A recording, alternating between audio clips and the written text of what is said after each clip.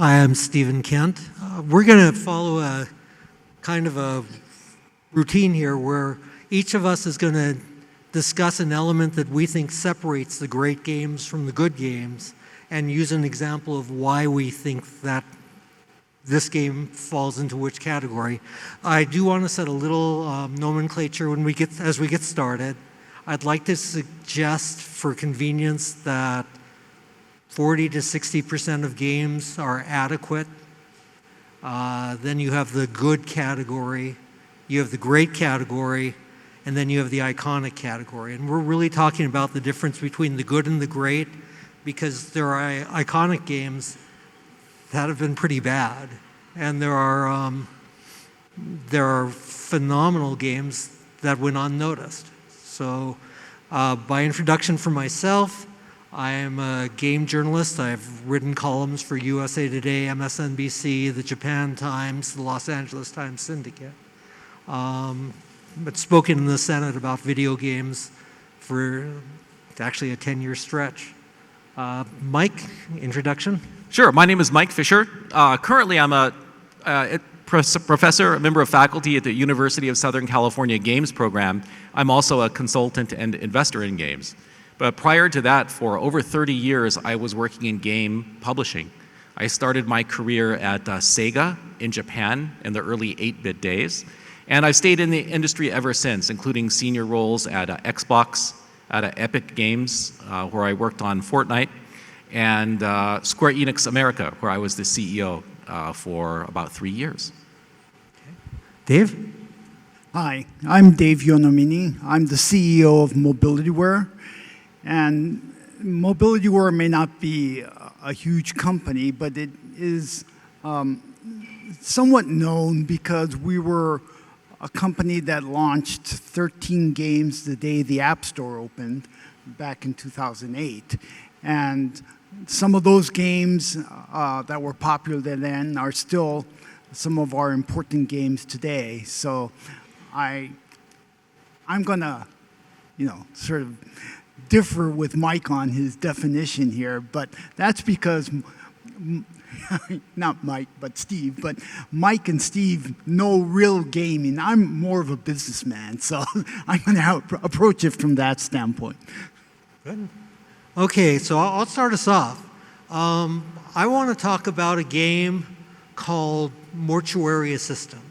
Last Halloween, I had to review dozens and dozens of horror games because I did game roundups of horror games for the Seattle Times and the Japan Times specifically. And the game that grabbed me was Mortuary Assistant. It was this game where you're on your first night in a mortuary, you've got 6 bodies, you're gonna drain them of their body fluids, you're gonna embalm them, you're gonna sew their mouths shut, you're gonna glue their eyes down. So really happy stuff. And then on top of that, what you find out on your first night is one of the 6 bodies is possessed by an evil demon that will take you over if you don't identify it and cremate that particular body before the other bodies, and then preserve the other bodies.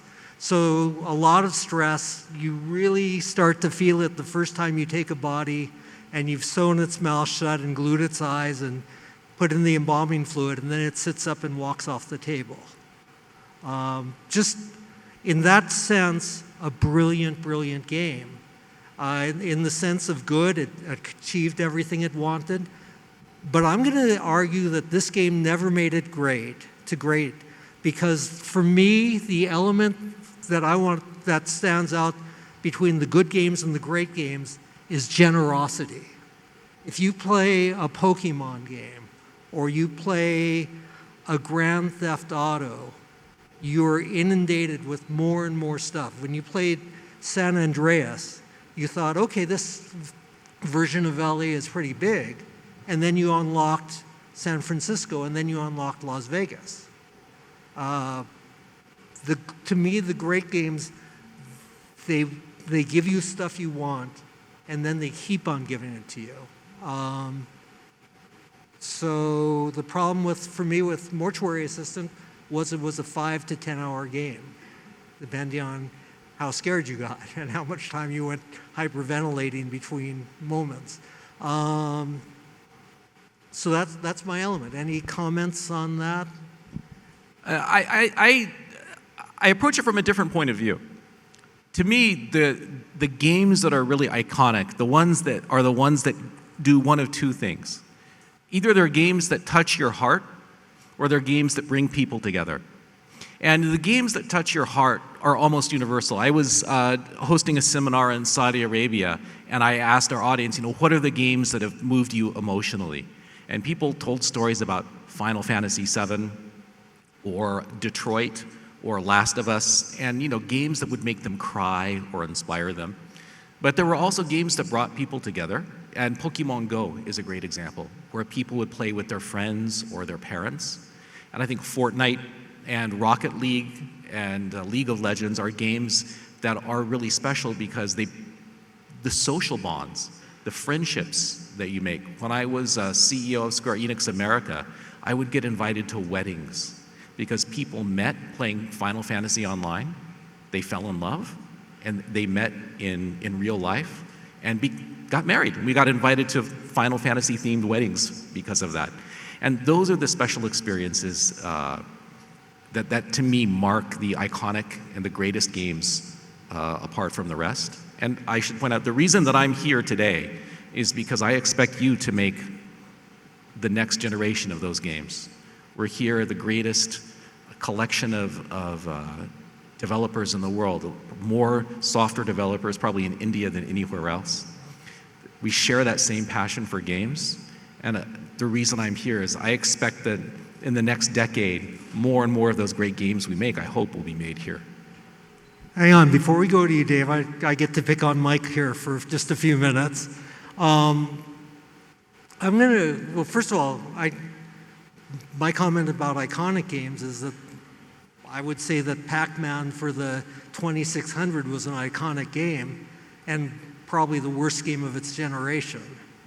It's funny, as a young person, this is before all of you were born, I'm sorry. I have deep memories of waiting every Saturday, go to the store, not available. Come back next week, not available, come back next week.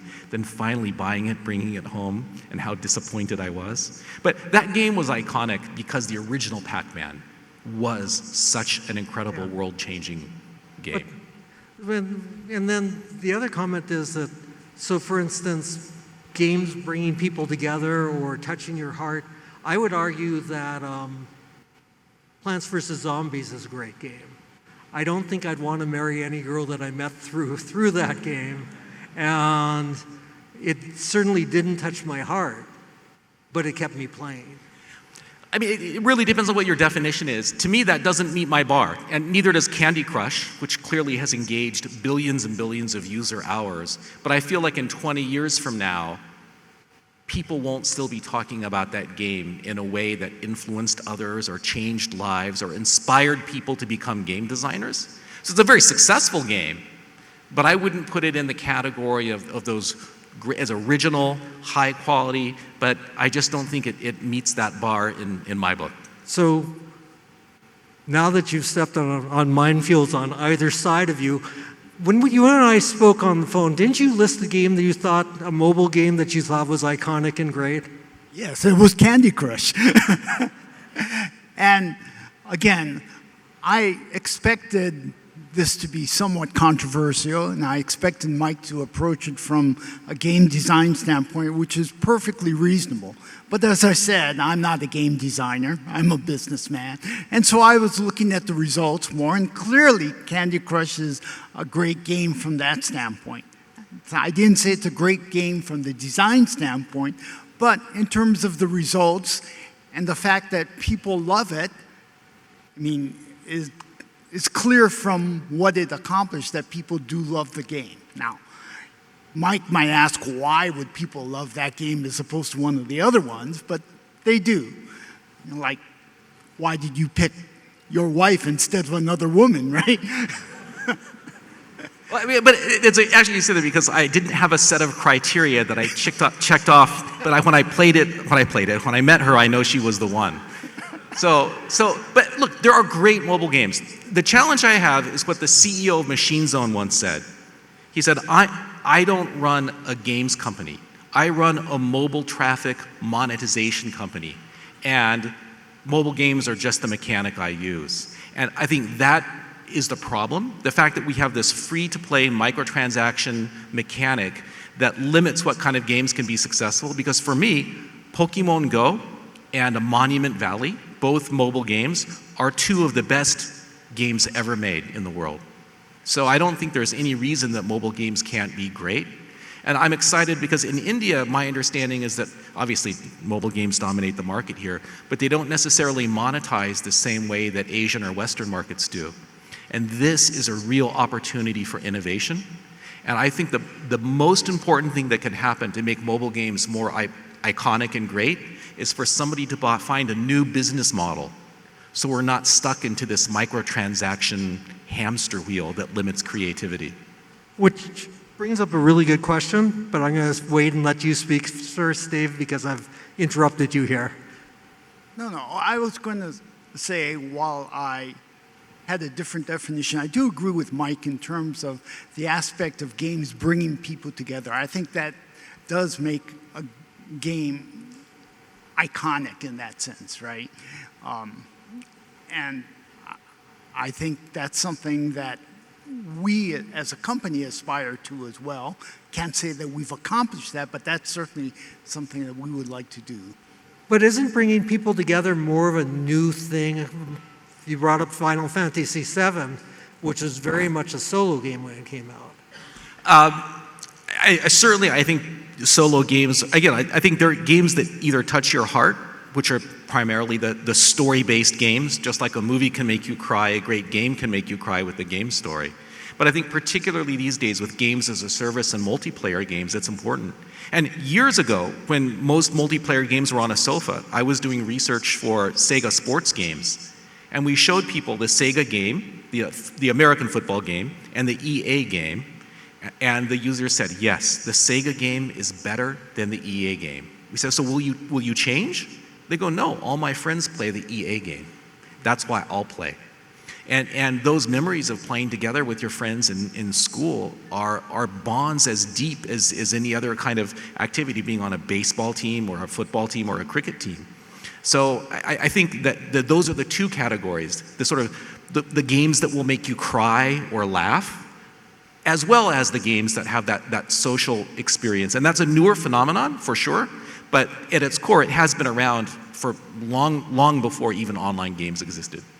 So, Dave, No, I was going to say, board games and things like that, you play with your family. I mean, you remember those days, and you will remember them. You continue to remember them. And I think that's what I'm saying about bringing people together that I think is important.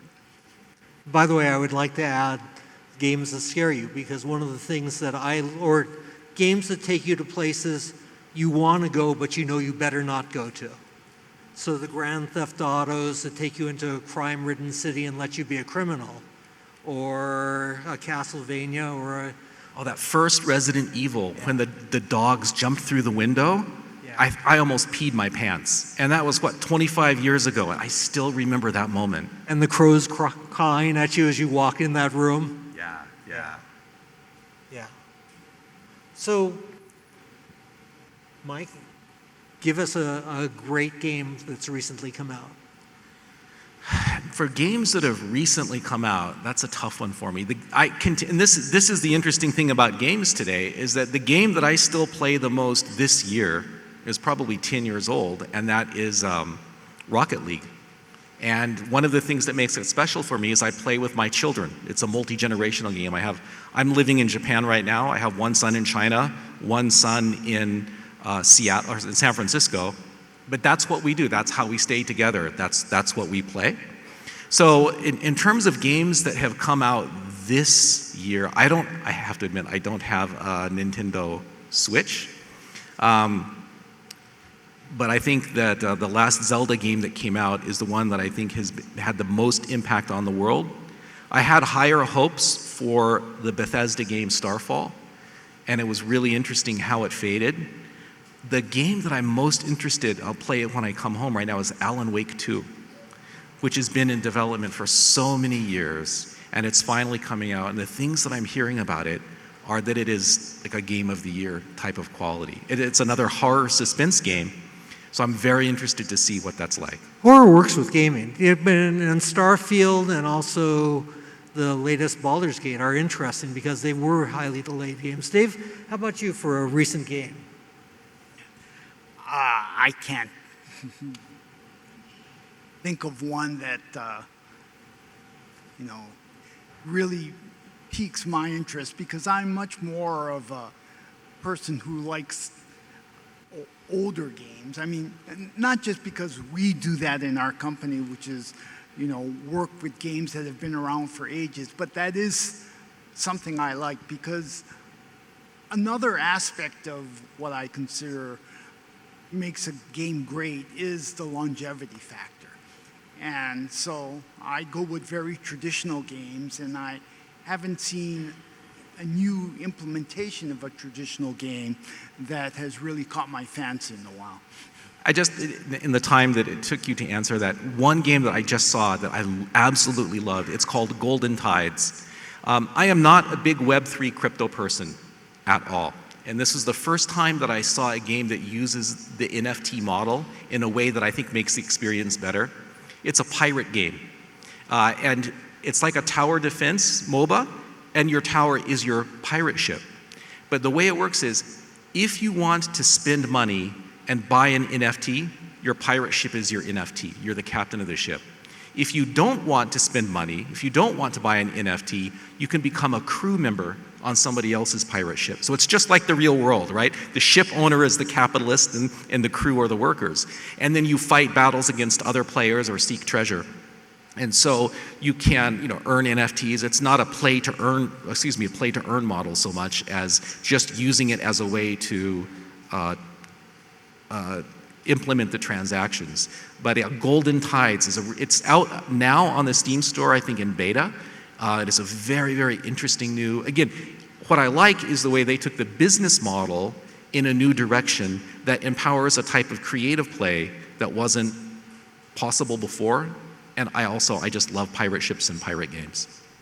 Well, you brought up something, though, that I had meant to ask earlier. So EA in particular is very, very aggressive about all the microtransactions. Is it possible, as aggressive as EA is, for EA to, with all that aggression and drive, put out a great mobile game? I'm going to default to the mobile game expert. That's your category. Yeah, I think the answer is it's going to be difficult. I don't know if it's impossible. I can't think of how to do it that way if I were driving it. But I think that in the same way you talked about generosity before, I think if you're too aggressive on the monetization side, you turn off your users, and it's hard to achieve success that way. So I think it's exceedingly unlikely. At the risk of offending people who I actually like quite a bit, EA and generosity are not two words that are mentioned in the same sentence very often. The problem I have with EA is because their biggest franchises are sports licenses, they have a monopoly. And I don't like the fact that they can be the only game that gives you the football leagues or the basketball. Well, they don't have a monopoly in basketball, they'll say for soccer or football. So if you want to play with that, you have to buy in to that business model. Because I think it's better if we have different publishers and developers competing in the same space. So the best games and the most user-friendly business models come to the top. So that's part of the problem when you have a monopoly license. The NFL Y2K line was not quite as good as Madden, but it sold for less than half the price of Madden and developed quite a bit of loyalty for that. I'm just curious, for cricket, is there one license that one publisher has that dominates cricket games here, or are there 20 different cricket games that you can play. I couldn't quite hear, but.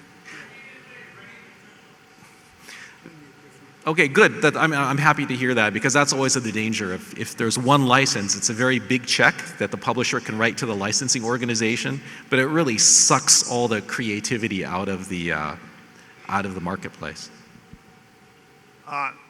That is correct, but I think what will happen is if the game is not good, from the artistic standpoint, that users won't play it, and it won't be successful from a financial standpoint either, right?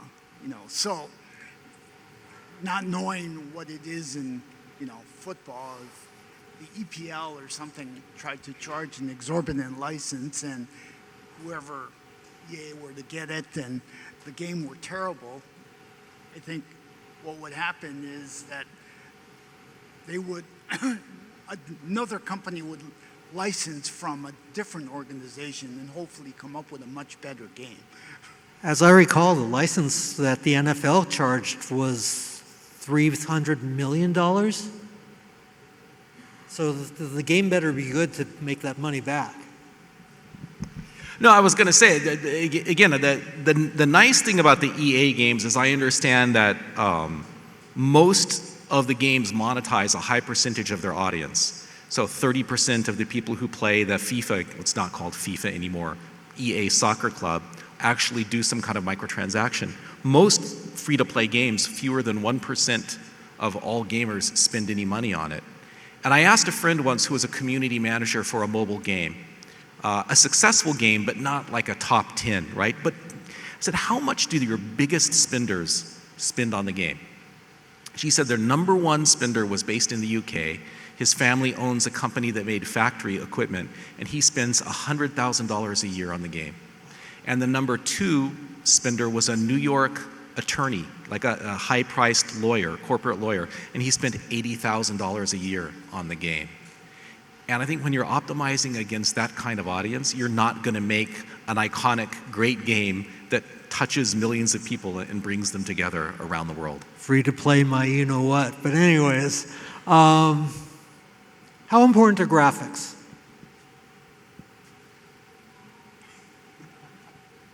I'll tell you an interesting story about our company. So, as I said earlier, we launched on day one that the App Store opened, and we did and still do a lot of card games. Why is that? Well, we were a software company prior to that. We did nothing in gaming, so we had no artists. Okay, so what we did know how to draw were cards, and we figured we could do that once and use them in multiple games. So that's what we did. So obviously that was day one, and right now we have lots of artists. But to get us started, the art was not the dominant factor at all. Now, so I think up until this point, every generation of technology means that the game art has gotten better and better. And it also means that the cost of putting great art in a game has gotten bigger and bigger. As your game gets bigger, you need more artists in higher proportion than any other part of your team, right? You need a few more programmers, you need a few more level designers, you need a lot more artists. But what's happening is things are changing. One is we're getting so close to photoreal that art isn't really getting that much better anymore. It's getting a little better, but not much. And I think the combination of AI-supported art development and also art marketplaces, right? If I need to put a table in my game, I don't need to draw a new table. I can just buy a table off the marketplace. So I think what's going to happen is that we're going to plateau. And I think everyone's art is going to be pretty close to photoreal soon, unless they choose a very stylistic look. And I think art has mattered a lot. It's what separates the AAA franchises from the lower ones. But I think moving forward, it's going to matter less and less. And yet two of the three biggest franchises have notably bad art. Which are? Which would be Minecraft, where they've taken a stylistic decision, but it also was an economically wonderful decision.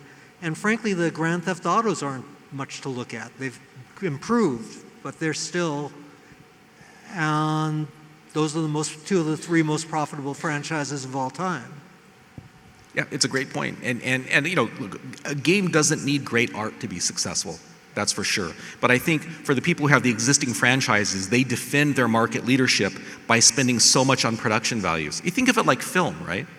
A film like Avengers or Star Wars can have incredibly expensive effects and be a hit, but you can still get a small indie film that can be incredibly successful without those special effects.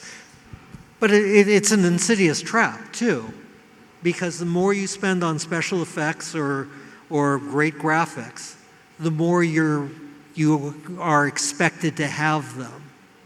And so what happens is you get to a point where you can't release a game that doesn't look good. But it's gotten so easy to make it look good. So when I started teaching at USC Games, they are 2D Unity games most of the time, like really creative ideas, right?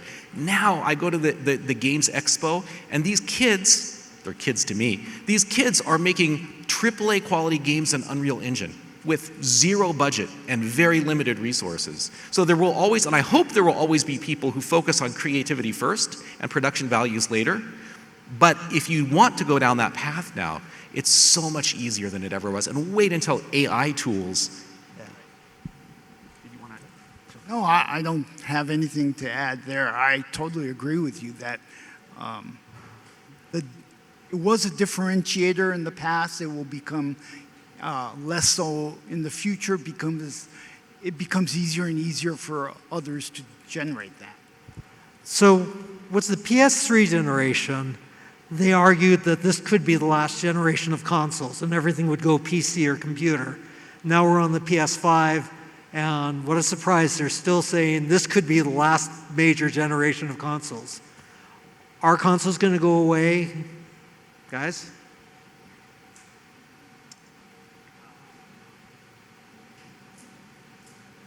I'm going to say no, but you know, if you ask me exactly why, I don't know if I can get a definitive argument on that. Okay. So, a funny story. So when PlayStation 2 came out, I was working at Namco. It wasn't Bandai Namco yet, it was just Namco. And the head of the consumer division said, Mike, this is it. PlayStation 2 is so powerful, we will never need another games console. There is no game concept a designer will imagine that the PlayStation 2, this is the end of technology for PlayStation 2. So clearly those predictions end. Here's what I think is going to happen. The answer to your question is yes and no. I think that the world is going to go in three different directions. I think Nintendo is going to make home toys, high-tech toys for the home. There will be a new generation of the Wii, a new generation of the Switch, but they're going to stay in that space in the home where they dominate. I think Sony is the market winner. They are very much invested in putting a console in your home. And I think Xbox, who is not the winner in this generation, they're going to go pure into the cloud. So at this moment today, these big three companies are competing. But I think in the next generation, they're going to go in three different directions. But the fact of the matter is 50, 60% of the revenue and 80% of the gamers aren't playing consoles anyway. They're on mobile. So my question is, for the 80% of the world that plays mobile games only, that's the part that I can't imagine what's going to happen next. What's going to happen next? We're trying. No, I think it's going to be interesting here. I think that, from my standpoint, one interesting question is going to be, what is going to be the business model? You know, we talked about in-app purchase, we talked about, you know, there's ads, of course, but the thing that I hope at one level is that subscriptions become much more viable so that the game don't get interrupted by either of those other two, you know, monetization aspects. But I can't say that will happen. Yeah, well, you know, the public seemed like it was never going to accept subscription gaming, and then World of Warcraft came along, and up to 20 million people were subscribing at a time. Yeah, Apple Play hasn't been super successful, but they're pioneers. And what Netflix is doing is very interesting. I'm also a big believer in cloud gaming. And cloud gaming will give somebody with a low-end laptop or a low-end mobile device the power to play a super high-end game. It's very divisive in our industry. Half of our industry believes that latency issues and cost issues will never allow cloud gaming to be successful. I'm a big believer in cloud gaming. I worked on a platform called Shadow. I know the latency problems can be overcome, and I believe the economics will improve over time as well. I'm very excited to see what cloud gaming does, but time will tell. Well, interestingly enough, with Google Stadia, had the best version of the last Resident Evil game, which cloud gaming. And Microsoft is totally moving to cloud gaming with its Game Pass. So, I mean, subscription gaming does not require a cloud-based model. Netflix is cloud-based delivery, Netflix is subscription, so people conflate the two, but they don't have to work together. But I love the idea that I can make a game, I can deliver it via a white label cloud service to users all over the world on any device. I don't have to go through the PlayStation, Xbox, or Steam store, or Apple or Google store. So I save that 30%, and that 30% savings can cover the cost of the cloud infrastructure and delivery. And I think that will further democratize gaming. And again, this is part of why I'm so excited about, I'm not excited about India as a market, as I'm interested about India as a source of creativity, because the democratization of all of gaming, both creation and consumption through cloud gaming and AI development and mobile gaming, I think will open up a whole new generation of iconic and great games. comment there?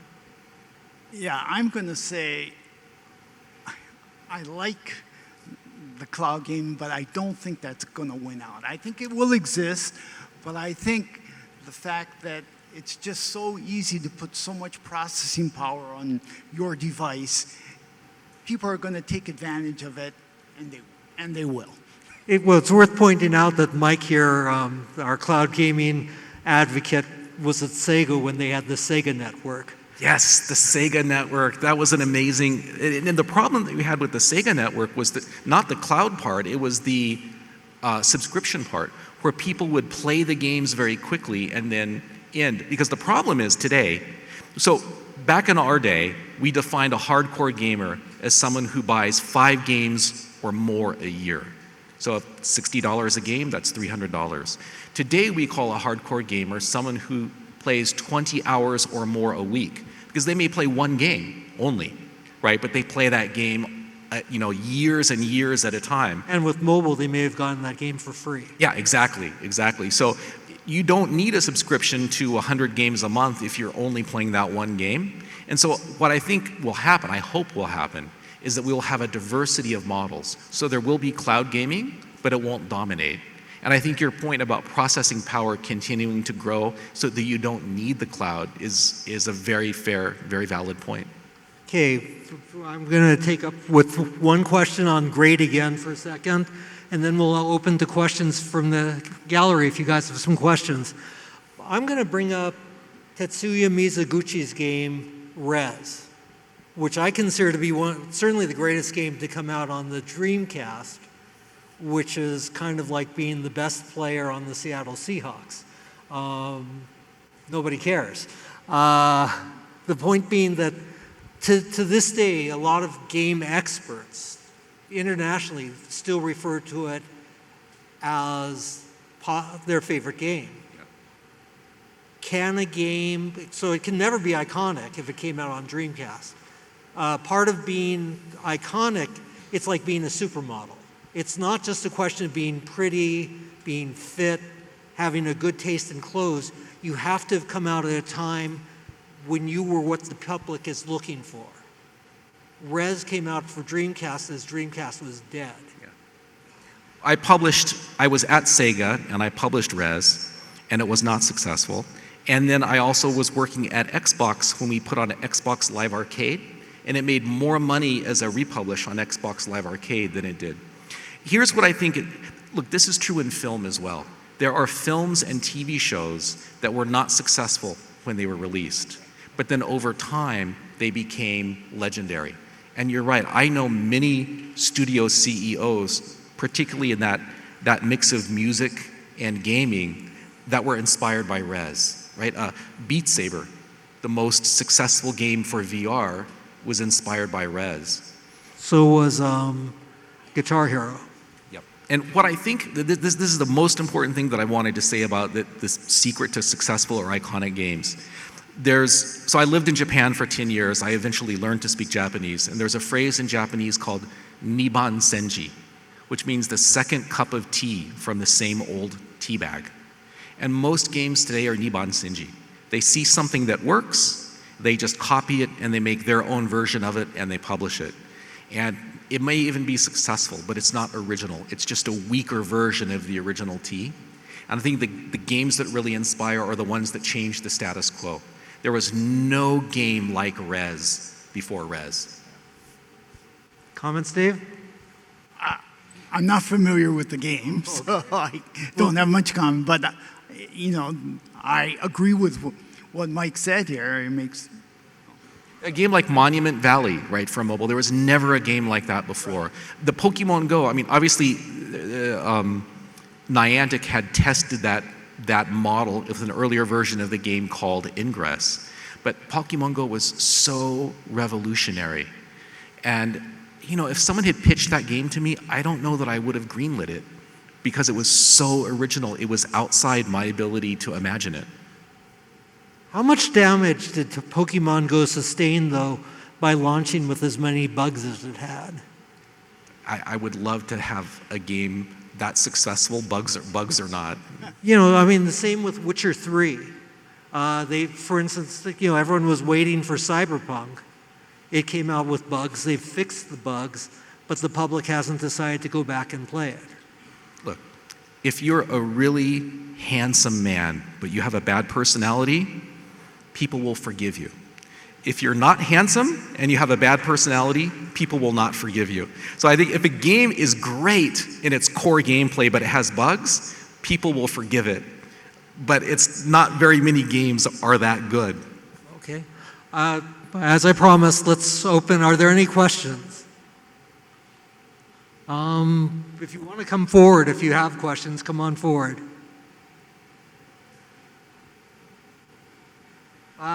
Over there. You got to understand, there's bright lights on my face, so I can't see much beyond the first row. I'm happy to lend my microphone, Yeah. and we can get by with two. Hold on just Okay, a so second. table over there, standing up.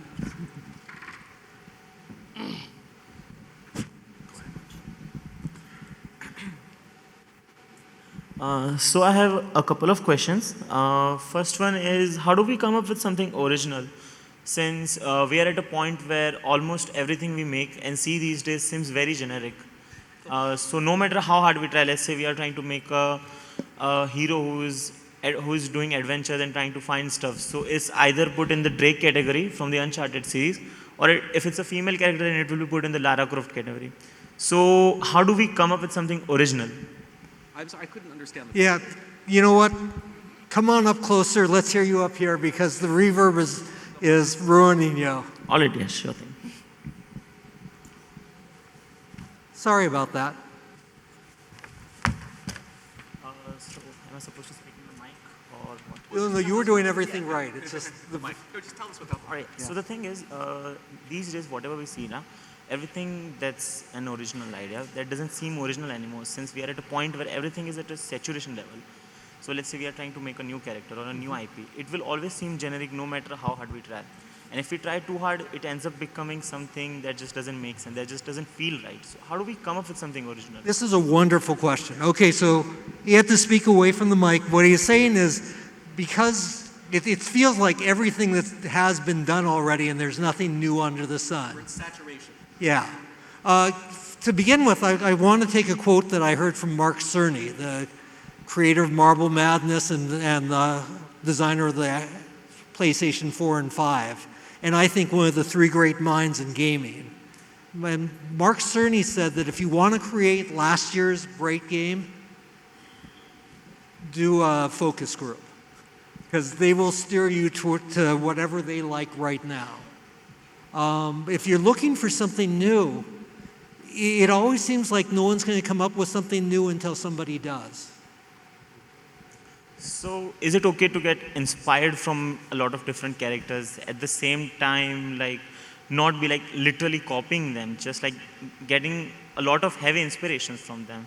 Yes, but you can do that through inspiration from game characters and from gameplay and also from life. You know, when you create characters and people, and you know, my mainstay these days is as a novelist. You make your characters by taking an amalgam of the people around you. You know, you put them together in a cocktail and you try to make it as interesting as possible. And in doing that, you create something that's new and fresh. But definitely, you know, one of my favorite moments from the history of gaming was when LucasArts released an Indiana Jones game, and the press review referred to it as a ripoff of Lara Croft. You know, I mean, yeah. Next question. I just want to quickly look. Most of you are indie developers. You cannot make a game with the production values of the big AAA studios. You can't win. But you can be more creative. You can be more agile, and you can be more thoughtful. And that is the only way that you can break out. If I'm working on a big franchise like Assassin's Creed or Call of Duty, I cannot take a creative risk. The key word here is risk. There is always room for a new idea, but you have to take a creative risk. And that is why we need the indie community to be that kind of soup kitchen for new recipes. Okay, guys, they asked us if we'd move down there because there'll be less reverb and it'll be easier for everybody.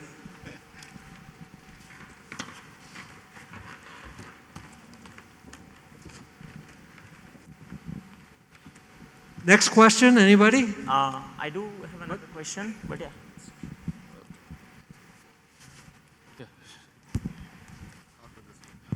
Recently in August, there is one game is released, a very popular game, Immortal. Hold the microphone further away. Recently in August, there a very popular game is released, Immortal of Avam, if you heard of it. That game looks, as you just said that if you are a handsome man and bad personality, you can be forgiven. That was a very handsome game with no bugs. It was a very good gameplay design and a very graphical manner. It looks really, really new gen. But still in the marketplace, it totally failed. The reason I have studied it failed in marketplace is I heard that it was because it was not a popular studio, but their marketing is very well done and everything in that game was very good. It was even in with the various popular reviewers like IGN and GameSpot, GamesRadar, they have given a very, very well review to that game. But still, it totally failed in marketplace. So what could be the reason of such a great game in failing in such a marketplace? Because it will be total disaster looking in those games failing in marketplace. Mike, you start on this one. Yeah, look, usually what happens is they'll blame the marketing team, which it can happen. But in my experience in games, when a game is a success, they say it's because it's a great game. And then when it's a failure, they say it's because of bad marketing. And they're absolutely right. I think,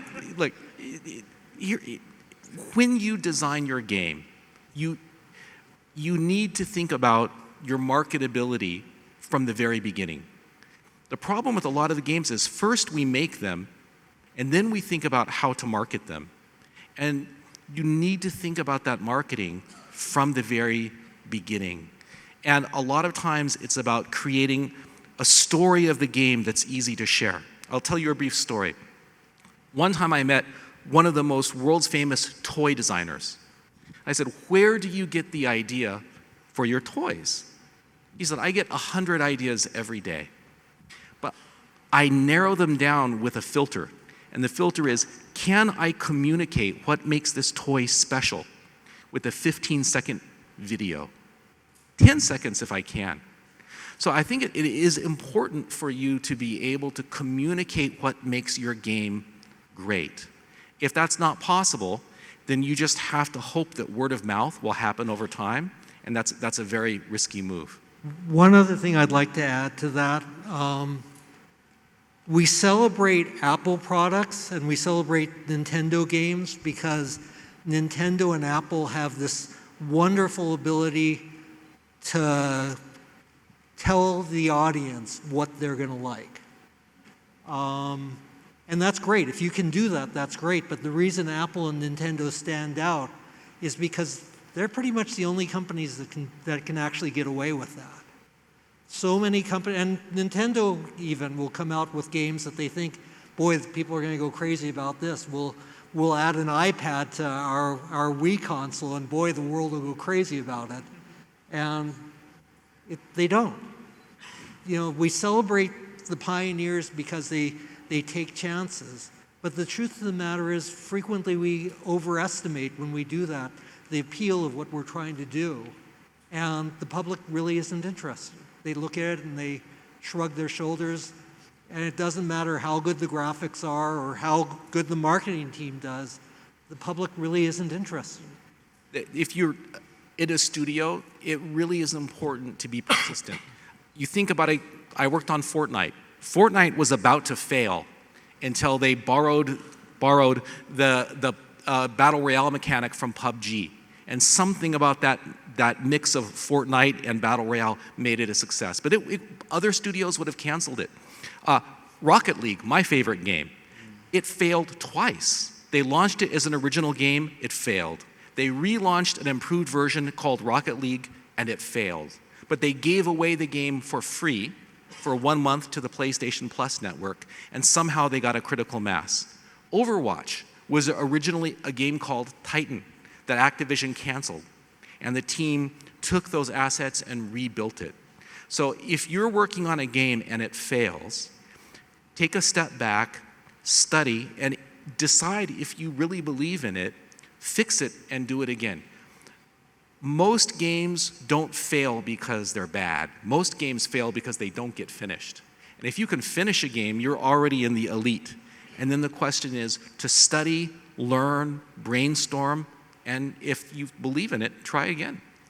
As we are talking about some failed games, like let's take the example of Anthem game. Like Anthem is a very, very good graphic and visual. Only lack is of the content. And the developers were saying that we are going to make content like No Man's Sky and we are going to really good. But the people in a higher position really want to finish that project, and they don't want to take that IP at all. They totally abandoned that project. So do you think that somewhere like higher people position are really in a part of the devastating and destruction of project? You can't reverse engineer success. Like, why did Anthem fail when Titanfall was more successful, or Destiny was more, Titanfall wasn't, Destiny was more successful? You know, film is the same. If we could reverse engineer that and know the reason why, we would all be billionaires. But that's why I love this business. You know, it's not chess. Chess, you can predict the outcome like a computer. We're like backgammon. Sometimes you do everything wrong and your game is a success. And sometimes you do everything right and it's still a failure. But quite frankly, that unpredictability of our business, that's the magic that I love. Yeah, well, it's worth pointing out. It's the magic that you've landed in the right places at the right time. Yes, better to be lucky than smart. I know people who love that too, and they're working in other industries right now. The world is not fair. Okay, one more question. Yeah. What, we've been cut off? No. Out of time? We're out of time. Sorry, guys. Thank you, everybody. Yeah. I think Mike, Dave, and Steven are going to be around, so you can always ask them the questions.